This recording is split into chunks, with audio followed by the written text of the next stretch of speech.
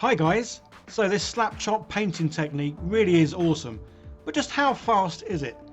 Let's see if I can paint a boss knob in 30 minutes. So those lovely people over at Firestorm Games recently sent me an Orc Combat Patrol box, and this chap was in it, as well as loads of other figures that I'm going to be using to make my Warhammer chess set.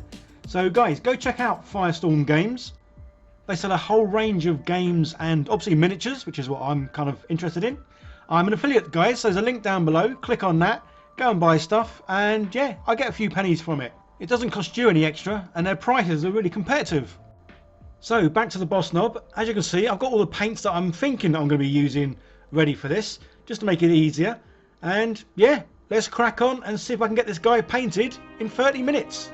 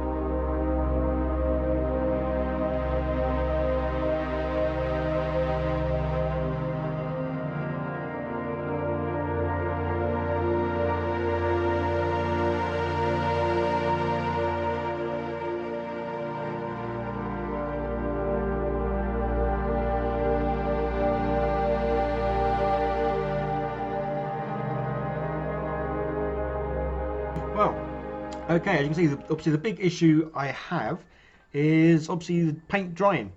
Obviously speed paints, contrast paints, different inks, all great, but they do take obviously a lot, well, not a lot longer, but a bit longer than normal paints to dry.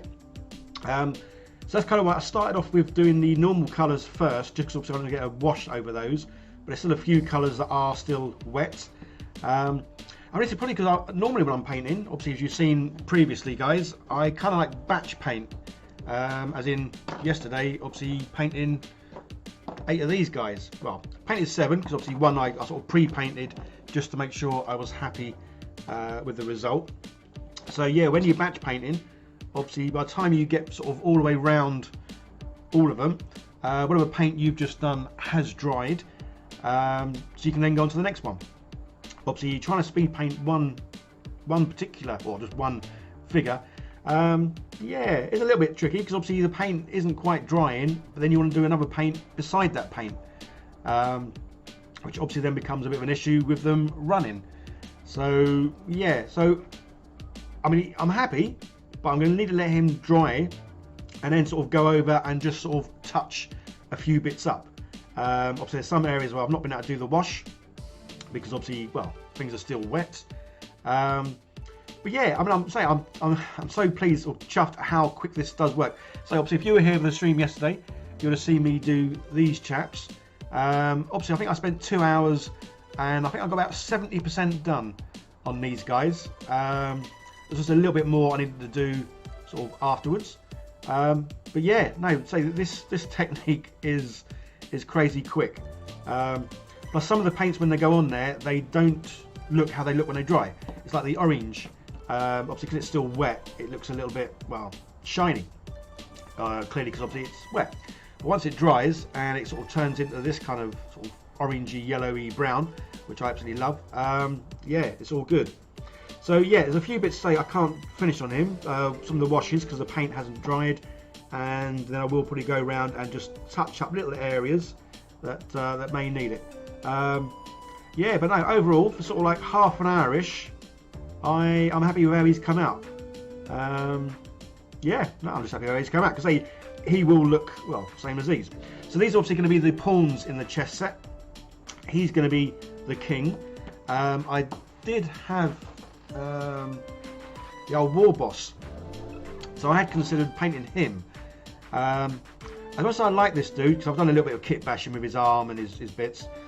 As much as I like him, oh, excuse me, he was going to be like two silver, plus he is huge. So on the chess set, I want the figures to look obviously reasonably the same size, but not too obviously mahoosive. So that's why this dude is going to be my king. So he's big enough that he looks bigger than the rest. But yeah, so I'm pleased with how he's come out. So for half an hour, yeah, that's not too bad going. I say the paint needs to dry. A few areas I need to do some wash over, and then I generally go over like a last sort of paint job just to tidy up any little areas here and there. And with the silver, I like to sort of do maybe a little bit of edging on it, but not too much. But yeah, it shows what can be achieved in just half an hour. Okay, so I left him for about 10 minutes, so he was fully dried. Then went round just touching up a few little areas and then did a wash. So probably spent another 5 minutes on him, and yeah, that's him done. So the Slapchop painting technique certainly is a winner. Yeah, to get through your piles of, well, opportunity, and get everything tabletop ready, and yeah, so much better than a bit of grey plastic. Let me know in the comments, guys, if you've enjoyed this time-lapse speed paint. As well, I'll do more of these, painting lots of different figures. By all means, obviously, let me know what figure you'd like to see me paint. And, well, let's see how quick I can paint certain figures. Okay, guys, that's it. Bye for now.